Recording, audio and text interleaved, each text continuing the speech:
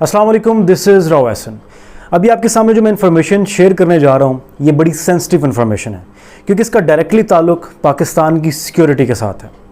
इस वक्त अफ़गानिस्तान के अंदर जो हुकूमत है वो तालिबान की है और तालिबान की हुकूमत कुछ अर्सा पहले ही आई है। वहाँ के जो डिफेंस मिनिस्टर हैं यानी कि मुल्ला याकूब, जो कि मुल्ला उमर के बेटे हैं, उन्होंने पाकिस्तान के ऊपर एक बड़ा सेंसिटिव एलिगेशन लगाया है। और वो एलिगेशन ये है कि कुछ अर्सा पहले जो अफ़गानिस्तान के अंदर जो एयर स्ट्राइक्स हुई, ड्रोन हमले हुए, जिसके अंदर अलकायदा के टॉप नॉच जो उनका लीडर था अल-ज़वारी, जो कि उसामा बिन लादेन के बाद जो टॉप नॉच लीडर समझा जाता था, उसको ड्रोन अटैक के अंदर मार दिया गया। और ये ड्रोन अटैक किसने किया ये तो सबको मालूम है कि ये ड्रोन अटैक अमेरिकन की तरफ से किया गया। लेकिन एलिगेशन ये है जो मुल्ला याकूब ने अपनी प्रेस कॉन्फ्रेंस में लगाया,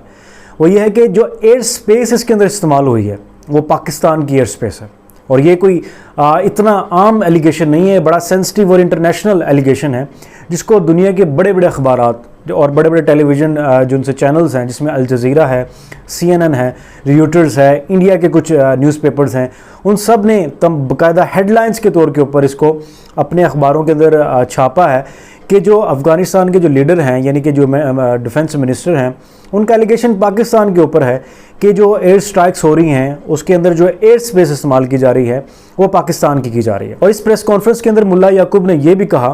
कि हम पाकिस्तान को ये मशवरा करते हैं, नसीहत करते हैं कि आइंदा अपनी जो सरजमीन है वो अमेरिका के लिए इस्तेमाल ना होने दे, अदरवाइज़ इसके जो कॉन्सिक्वेंसेस हैं, इसके जो नताइज हैं वो बड़े बुरे। अब आपको मैं थोड़ा सा पीछे ले चलता हूँ कि ये एलिगेशन क्यों लगाया गया, ये जो ड्रोन हमले हैं, जो एयर स्ट्राइक्स हो रही हैं, ये क्यों की गई।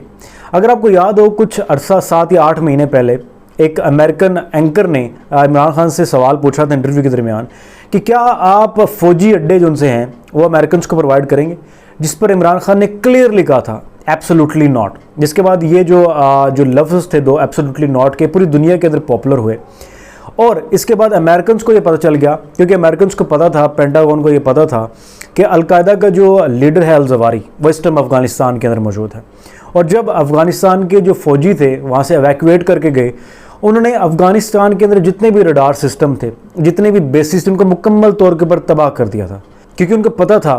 कि अगर यहाँ पर रडार सिस्टम रहा तो कल को हमें ड्रोन अटैक्स भी करने हैं, एयर स्ट्राइक्स भी करनी है, ये तो डिटेक्ट कर लेंगे उसके, अगर इनके पास अगर ये रडार सिस्टम हुआ तो वो मुकम्मल तौर के ऊपर उसको तबाह कर गए।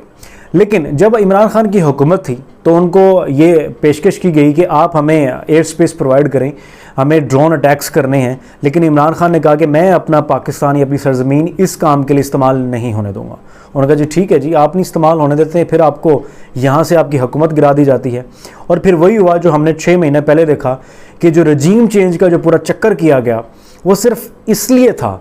क्योंकि इमरान खान उनको एयर स्पेस प्रोवाइड नहीं कर रहा था और अमेरिका को सिर्फ एक जगह से एयर स्पेस प्रोवाइड हो सकती थी और वो थी पाकिस्तान। लेकिन उनके आगे इमरान खान खड़ा हुआ था, उन्होंने पूरी एक गेम चलाई, MNS को ख़रीदा,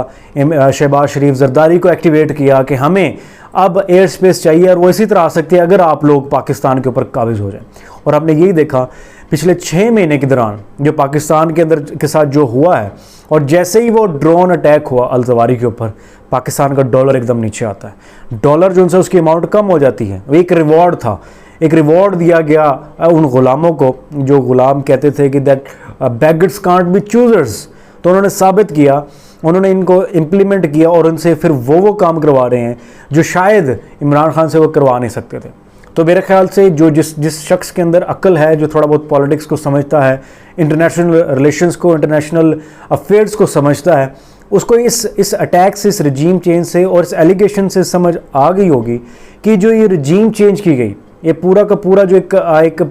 MNS को ख़रीदने का जो प्लान किया गया, इमरान खान को हटाया गया, हुकूमत को हटाया गया, वो किस लिए था? वो सिर्फ इसलिए था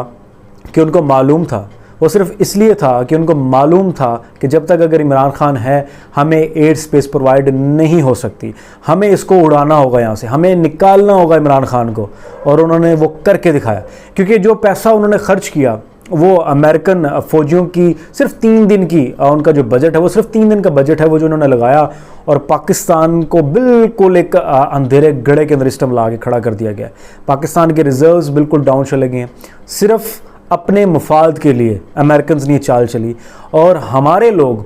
जो कि मुहिब्बे वतन साबित करते हैं अपने आप को, वो इस चीज़ के अंदर शामिल हुए। ये मेरा दावा नहीं है, ये आप डिफरेंट न्यूज़ चैनल्स को, अखबारात को जाकर पढ़ सकते हैं कि जो एलिगेशन लगाया गया है ये क्यों लगाया गया है। और इमरान खान के दौर के अंदर कोई एयर ड्रोन स्ट्राइक नहीं हुआ था, कोई ऐसा स्ट्राइक नहीं हुआ जिसके बाद पाकिस्तान के ऊपर कोई ऐसा एलिगेशन लगाया जाए। और उनके जाने के सिर्फ 2 महीने के बाद एयर स्ट्राइक होता है, अलकायदा का टॉप नॉच लीडर मारा जाता है, और उसके बाद जो एलिगेशन लगाया जाता है वो पाकिस्तान के ऊपर लगाया जाता है। तो मेरे ख्याल से अक्ल वालों के लिए ये निशानी बड़ी काफ़ी है कि वो रजीम चेंज को, इस गंद को, इस खिलवाड़ को जो पाकिस्तान के साथ किया गया है उसको समझ